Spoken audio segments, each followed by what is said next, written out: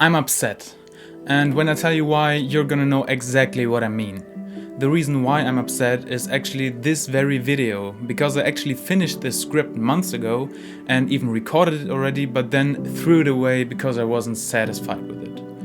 And the simple reason for this is, as soon as I get stuck in my work, I hide away from it by spending an enormous amount of time on my phone, iPad and PC every day, when the thing I should actually be doing is to give my brain a pause.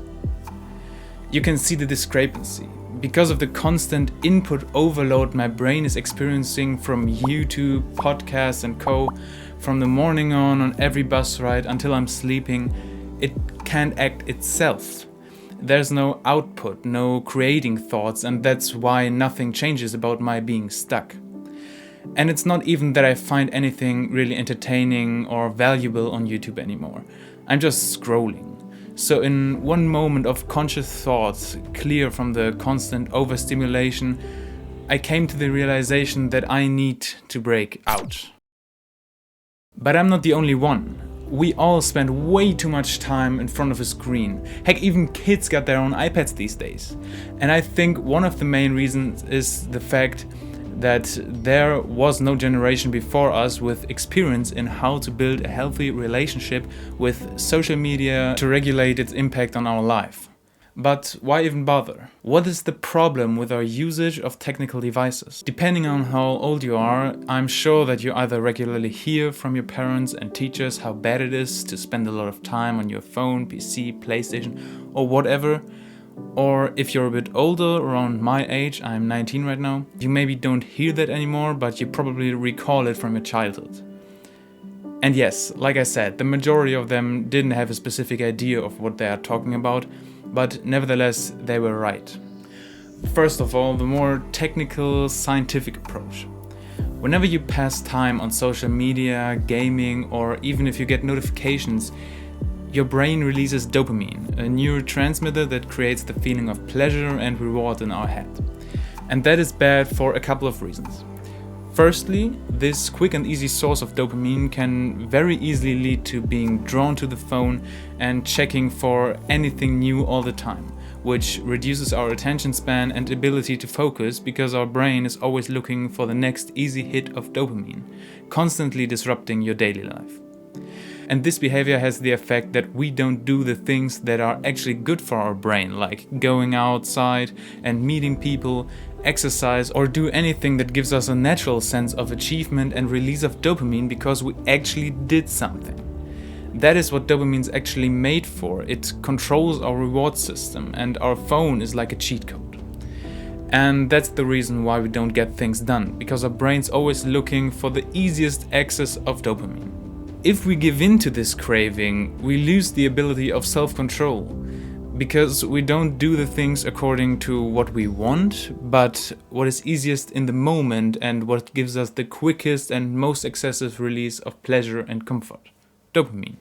But if we look at it from another perspective, this means that if we do fight against it, we strengthen our self-control, and keeping that in mind can also be a good motivation to do this. I don't even want to really get into the dangers of social media, but you sure heard of several phenomena such as feeling bad or even getting a damaged self-consciousness, because we're always seeing the alleged perfect life of influencers. Or what I experience a lot over the past years is to fall into a rabbit hole of YouTube beefs or negative news and content that dragged me down and really ruined entire days for me.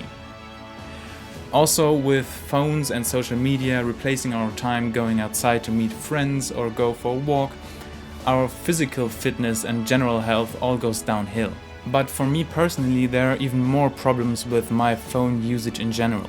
Because I'm instantly grabbing my phone every spare minute, I don't give my mind any time to process anything really. I never just let thoughts pass through my mind, which is very important, especially for me because I'm doing something that demands creativity from me, this YouTube channel. And where should that creativity come from if I'm always doing something stimulating my brain? But of course it's important for everybody to give our mind at least some space from time to time to process everything that goes on in it.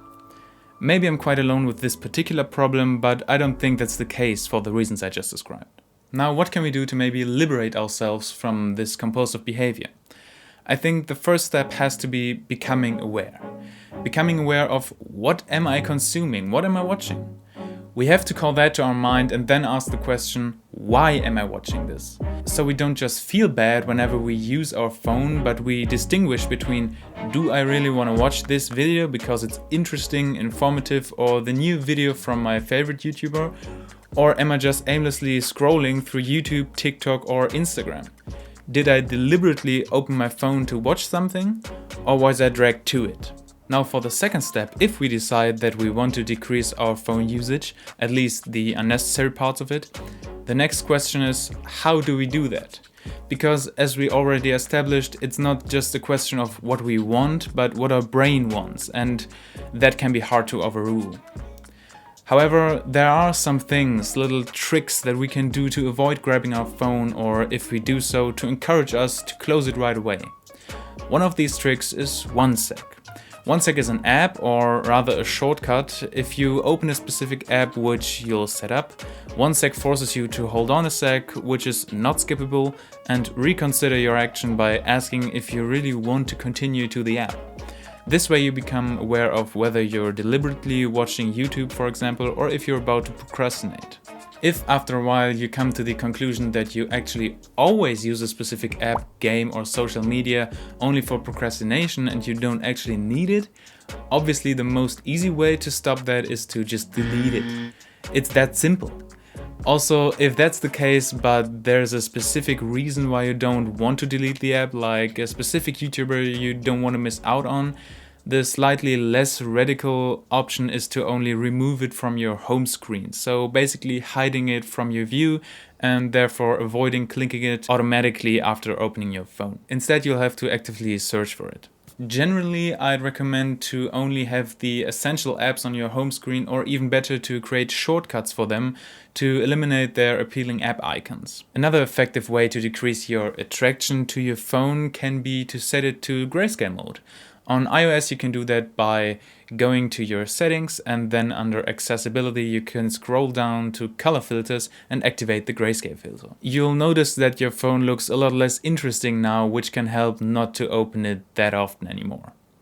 All those things can help you get off of your phone by making the experience a bit less stimulating. But what is even better than shorten your usage while you're using the phone? Putting it completely away for a while so you won't even open it in the first place. And there's a time of the day a lot of people find themselves dragged to their phones for hours, me included. And that is the evening. We all spend way too much time on our phone before going to sleep, and that is terrible for several reasons. First of all, of course, you simply reduce your sleep time and therefore the time for your body to regain energy. Because it's not only our conscious self that feels the difference the next morning when you go, "Oh, I'm so tired," but even if you're a person who seemingly doesn't get affected by sleeping less, you are affected just the same. The usage of our phone before sleeping has a massive effect on our sleep quality and also on our ability to even fall asleep. For example, watching YouTube or scrolling through our phone until your eyes close by themselves is extremely exhausting for our brain because of the constant stimulation that doesn't give it a chance to relax and fall asleep naturally. Ideally, we should give our brain a break from our phone an hour approximately before going to sleep and use this time for winding down and relaxing. Sleep is a very important and useful mechanism to us humans, and disrupting its naturality has many really bad effects which we can and should avoid. So what do we do? Here's my proposal. For me, it helps a great deal to connect the act of putting my phone away with a specific task that is the same every day.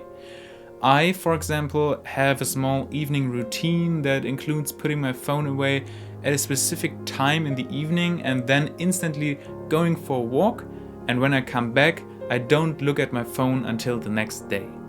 That way I have a hard cut, so I avoid checking it again. Because we don't have to check anything late in the evening normally. Additionally, I put my phone away outside my bedroom, so I avoid the temptation to check one more time right away. And now for the second step, the next question is, if we decide to put our phone away, what now? What do we do with all this time we've got now? Well, for what it's worth, now there's time to do the things we previously pushed away, things we're supposed to do, like learning. But before this pushes you even faster back to your phone, do other stuff, try things out. The most important thing is to find something to replace the time on our phone with. And this is of course not one particular thing, but many various things, activities, regular ones as well as non-regular ones. Maybe put more effort in things you just take as they are, like food for example. If, like me, you always just take what's easiest to make or whatever's in the fridge, maybe take your time, look up some interesting recipes, go grocery shopping and spend some time cooking. Or maybe you have a hobby, something that you're passionate about, but you don't give it as much attention as it deserves, like it is with YouTube for me, as I said at the beginning. Also, taking walks on time might work wonders both for your mental and physical health, because you don't necessarily have to do sports to boost your fitness. Going for a walk regularly is already a very healthy contribution to your body fitness-wise, as well as for your posture, for example. You can do that with music, of course, but I would encourage you to also go for a walk without music from time to time and without your phone, to spend some time alone with your thoughts. I know this is a very long video, but I promise you it comes to an end soon. A very important thing to understand is there is no one solution or way or trick that guarantees you a healthy relationship with your use of social media and your phone usage in general.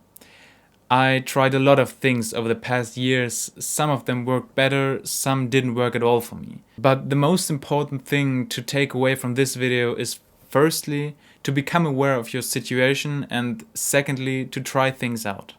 I'm just giving you some hints, but no one says they'll work for you too. You'll have to try, and when I said at the beginning of this video that there was no generation before us which could have taught us how to handle these things, I mean that we have to change that, and we have to be the generation that does exactly that for the next ones.